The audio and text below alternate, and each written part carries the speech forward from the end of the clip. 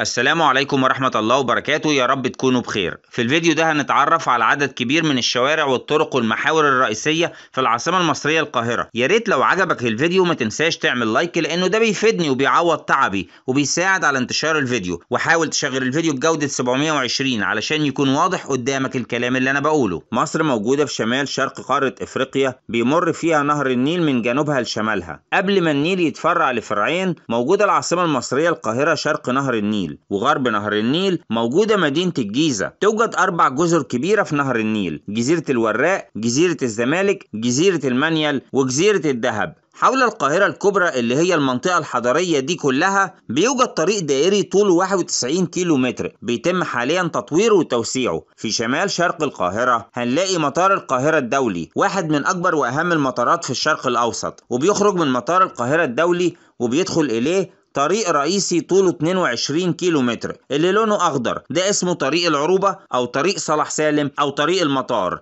بس انت لو قلت طريق صلاح سالم كل الناس هتفهم انت قصدك ايه. في طريق تاني اسمه طريق النصر او طريق الاوتوستراد، وده طريق طويل طوله 55 كيلو متر. طريق النصر بيمشي موازي لطريق صلاح سالم، لكنه بيكمل للجنوب شرق ضاحية المعادي وحلوان. فنقدر نقول ان طريق صلاح سالم اللي لونه اخضر وطريق النصر اللي لونه ازرق هما اللي بيجوا من المطار وبيتجهوا كده جوه القاهره شويه. لكن تعالوا نشوف اللي جاي من الجيزه من عند جزيره الزمالك. الكوبري العلوي ده اللي جاي من عبد المنعم رياض، كوبري 6 اكتوبر، بيمشي كده كوبري 6 اكتوبر يوصل لوسط البلد في ميدان رمسيس، بيكمل تاني لمنطقه غمره، منطقه الدمرداش، بيلف كده في العباسيه، سواء امتداد رمسيس او كوبري 6 اكتوبر اللي لونه اصفر، بيمشوا مع بعض ويعدوا طريق صلاح سالم. بعد كده بيتقاطعوا مع طريق النصر وبيتجهوا بقى جنوبا، او هو امتداد رمسيس بيتجه جنوبا بعد ما كان متجه شمالا او شرقا بيتجه جنوبا. يا ترى امتداد رمسيس لما يتجه جنوبا هيوصلنا لايه؟ تعالوا نشوف. دلوقتي انت لو كملت على امتداد رمسيس للجنوب بتدخل كده في طريق جديد اسمه طريق محور المشير طنطاوي. ده محور جديد اتعمل سنة 2018 2019 ومش هيمشي جنوبا، ده هيتجه شرقا، بيعدي جنوب مدينة نصر، جنوب منطقة الوفاء والأمل والمصانع اللي هنا، ويتقاطع مع الطريق الدايري ويدخل التجمع الخامس والقاهرة الجديدة. هنا بقى اسمه شارع ال90، الشارع المهم جدا في القاهرة الجديدة وفي التجمع. بيوصل بعد كده للطريق الدايري الأوسطي اللي هو الفوشيا ده اللي بيلف حوالين القاهرة لفة مش كاملة، وبعد كده انت ممكن تكمل كده وتوصل للعاصمة الإدارية الجديدة. يبقى ده محور المشير طنطاوي، هو الامتداد الطبيعي لطريق امتداد رمسيس. الخط اللبني ده شارع الازهر اللي جاي من العتبة ورايح لصلاح سالم، ودي حديقة الازهر. هنا قلنا التقاطع بين كوبري اكتوبر وصلاح سالم. الشارع الاصفر ده المهم جدا، ده شارع عباس العقاد، هو الشارع الرئيسي في مدينة نصر.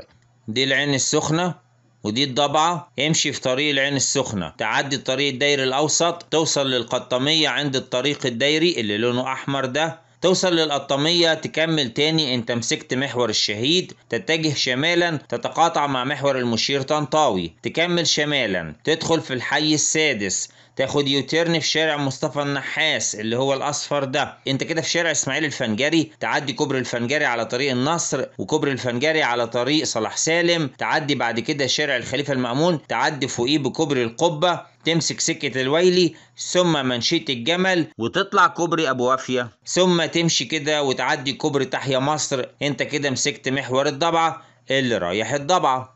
طيب وفين محور جيهان السادات؟ الاخضر ده قلنا طريق صلاح سالم، وده شارع الازهر وحديقة الازهر، وده كوبري اكتوبر وامتداد رمسيس. هنا في النص ادي شركة تاكي، بتعدي تحت الكباري العلوية بتاعة صلاح سالم، بتمشي كده وتدخل كده وتعدي كده، تمشي وسط المقابر، بتعدي في طريق ممتاز اسمه محور جيهان السادات، بتطلع على كوبري علوي، بتعدي فوق طريق النصر الازرق ده جنب مستشفى الشيخ زايد، تدخل منطقة الدويقة، بتمشي كده بتروح لمحور المشير طنطاوي فتعديه برضو او تنزل فيه، وانا عديته هتكمل تاني وتتقاطع مع محور الشهيد. مين الكوبري؟ الكوبري هو محور جيهان السادات. شايفين الطريق عريض ازاي يا جماعة وجميل ازاي؟ شايفين النظافة والجمال؟ بتدخل تاني في محور جيهان السادات فتنزل من كوبري علوي، تنزل على شارع زاكر حسين، احمد الزمر، انبي، شارع الميثاق، كل ده اسم الشارع واحد يعتبر او امتداد واحد. بتدخل بعد كده تعدي الطريق الدايري فتدخل في القاهرة الجديدة عند التجمع الأول، وممكن تكمل وتروح الرحاب. انت كده دخلت في محور السادات في القاهرة الجديدة، وده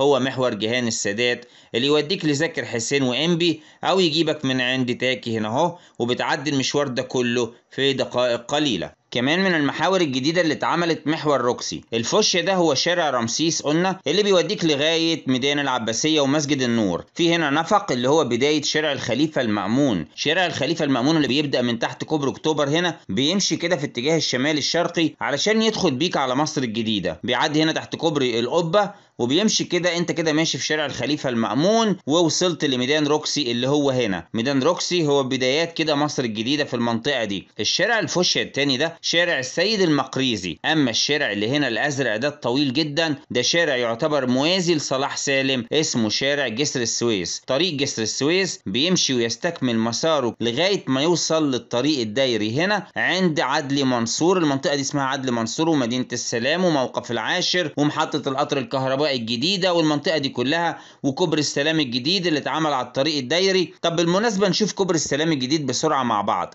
كوبري السلام الجديد هو جزء من الطريق الدايري علوي يمر فوق طريق الإسماعيلية الصحراوي زي ما انتم شايفين، 1 2 3 4 5 6 7 حوالي 7 حارات في الاتجاه الواحد ماشي كده. اما النفقي هيبقى الطريق الدايري هيعدي تحت طريق الإسماعيلية، لان الطريق اللي هو جسر السويس اللي لونه ازرق ده بعد ما بيمشي كده في المنطقة دي بعد ما بيعدي الطريق الدايري انت كده مسكت طريق إسماعيلية الصحراوي اللي بيتجه كده على طول، يبقى ده اسمه جسر السويس اللي لونه ازرق. وهنا كوبري السلام اللي اتعمل جديد في الطريق الدايري علشان يعدي فوق طريق إسماعيلية الصحراوي يعني فوق جسر السويس. نرجع لأول جسر السويس هنلاقي هنا شارع السيد المقريزي اللي هو ده. هتلاقي برضو كوبري علوي ياخدك من السيد المقريزي أو يجيبك للسيد المقريزي من عند طريق جسر السويس أو شارع جسر السويس، الشارع المهم جدا اللي بيفصل مصر الجديدة عن عين شمس اسمه شارع جسر السويس. تعالوا بقى نشوف فين محور روكسي اللي هيجيبك من ميدان روكسي ويوديك لغاية ميدان رمسيس. ادي ميدان روكسي في مصر الجديدة وادي ميدان رمسيس محطة القطر اللي في وسط البلد. المسافة بينهم بالظبط 7 كيلو، والخط اللبني ده هو محور روكسي، وده اتعمل مكان شريط ترماي. كان في خط ترماي بيمشي من ميدان رمسيس ويوصل لروكسي والسيد المقريزي وبعد كده بيتفرع في مختلف انحاء مصر الجديدة ومدينة نصر. الخط ده اتشال بعد ثورة 25 يناير واتعمل النهاردة مكانه محور روكسي. لو انت جاي من ميدان روكسي كده اهو دخلت هنا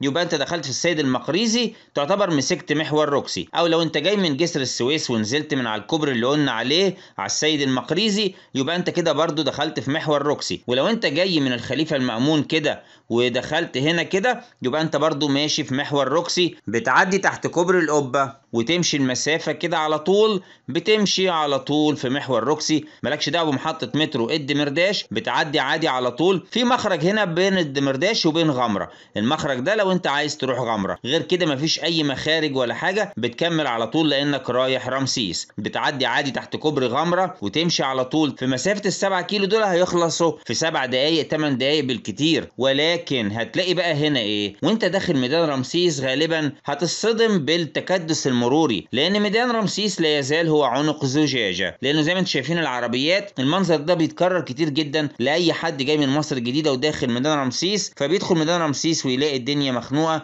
ده طريق الاسماعيلية وده طريق جنيفة، الفوشيا ده طريق النفق، ده طريق السويس، وده طريق العين السخنة. طريق جنيفة بيجي من عند طريق الإسماعيلية، لكن احنا ماشيين على طريق السويس ووصلنا للطريق الدايري الأوسط بعد الشروق ومدينتي، ودخلنا على الطريق الدايري عند ميراج سيتي، وبعد كده وصلنا لطريق النصر عند سيتي سنتر الماظة، فدخلنا في شارع حسين كامل ثم شارع أبو بكر الصديق، عدينا تحت كوبري الجلاء في التقاطع مع شارع النزهة وصلاح سالم، ماشيين في أبو بكر الصديق ميدان سفير، محطة مترو هارون، وصلنا ميدان المحكمة، كوبري التجنيد، جسر السويس، دخلنا بعد كده ابن الحكم، حلمية الزيتون، المطرية، وعند المطرية كوبري معقد علشان تختار مفترق من الاتنين، يا اما تكمل كده يا اما تروح كده هتروح كوبري عمر المختار على شارع عمر المختار، هتعدي في طريق الكابلات ده توصل كوبري الأميرية وتمشي جنب ترعة الإسماعيلية علشان توصل المظلات وتعدي كوبري تحيا مصر، يبقى انت رايح محور الضبعة. نرجع ميدان المطرية، انت هتمشي كده هتوصل لكوبري الحرية، ميدان رنين، كوبري مسترد، كوبري بهتيم وتوصل لطريق شبرا بنها الحر. بعد ما تعدي فوق الطريق الدايري تاخد طريق شبرا بنها الحر. الطريق ده اسمه محور الفريق العصار، وانا كنت شرحته قبل كده في فيديو مفصل عشان تيجي من مصر الجديدة وتروح لشبرا بنها الحر او تروح لمحور الضبعة. لو في اي طريق في الجمهورية عايز تعرفه يا ريت تكتبه في التعليقات وانا هحاول انفذ طلباتكم. اتمنى تكونوا استفدتوا من الفيديو. لو عجبك الفيديو ما تنساش تعمل لايك وتشترك في القناة. شكرا لكم والسلام عليكم ورحمة الله وبركاته.